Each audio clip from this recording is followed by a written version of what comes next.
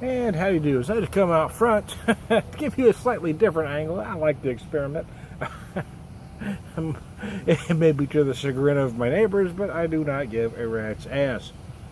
Now, I just found this today. I was at a store, Aurora, Missouri, about 45 minutes out of town.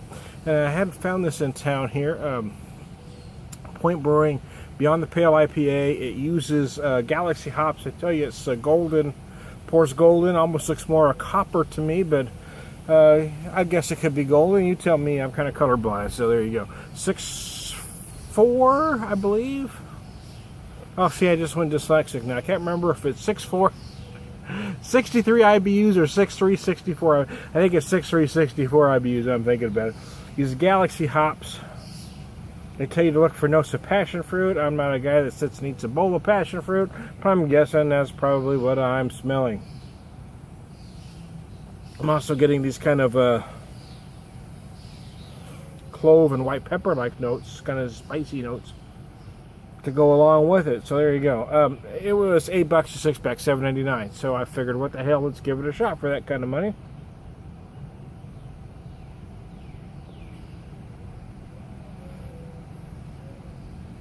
Oh, well, there you go. Not bad. Yeah, you know what? Point, I said this in another video for the Pilsner. Point kind of gets maligned by most beer snobs. You know, I don't think they're a terrible brewery. They're just not an out-of-the-box, over-the-top brewery. Most of their stuff is pretty solid. I've drank very few beers from them that were extremely poor. But I don't know if I've ever had anything from them that actually wowed me.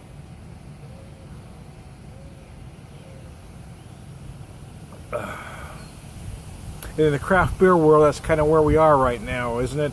There are so many craft breweries that we're kind of looking to be wowed every beer we had, and I think the simple pleasure of just enjoying a beer has almost been lost, and that's a shame, because there's something to be said for just kicking back and relaxing, enjoying a beer.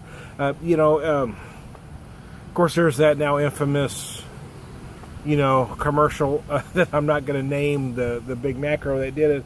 You know, talking about fussing over a beer. There's nothing wrong with fussing over a beer.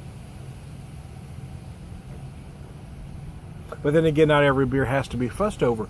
But just because you're not fussing over it doesn't mean there has to be some cheap-ass adjunct-laden swill. It could be a good quality beer. This is kind of what I'm talking about here. This is a nice, solid IPA. I don't know that it's going to wow me. I don't know that it's going to wow anybody.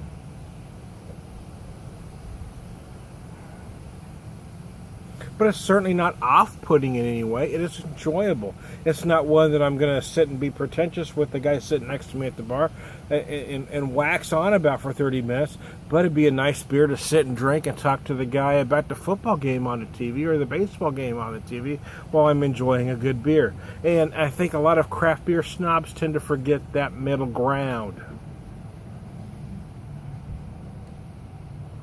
Just because we're not necessarily fussing over it or, you know, dissecting every minutia of the beer doesn't necessarily mean it's a bad beer either. And just because we're not dissecting doesn't mean we have to be drinking something poorly made either. And yes, I'm calling those macros. You know, sometimes there's some ambiguity. I'm leaving no ambiguity here. I'm telling you those beers are poorly made. I'm telling you they're using cheaper ingredients because they are. I'm telling you many of them use commercial enzymes to speed up the brewing process because they are. And American laws allow that because we don't have the ingredients posted on the labels, and that sucks. Ingredients should be posted on every beer label so you know what you're buying, whether you're buying a $15 30-pack or a $15 6-pack. You should know what the hell is in your beer. That is my opinion. The aromas are nice. Again, I don't know if I'm getting passion fruit. I wouldn't know passion fruit from one thing. You know, I mean, you know, it's in some hops. When it's something I can't quite discern, yeah, it could be passion fruit, it could be mango, it could be guava. Who the fuck knows, really? Does anybody really sit and eat a bowl of this shit to know? I don't.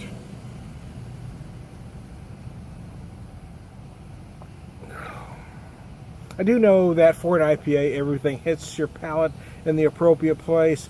There's nothing necessarily memorable about this beer, but there's nothing off-putting or wrong about it. It's a very enjoyable beer, and it's certainly worth $8 a six-pack, and I may purchase it again.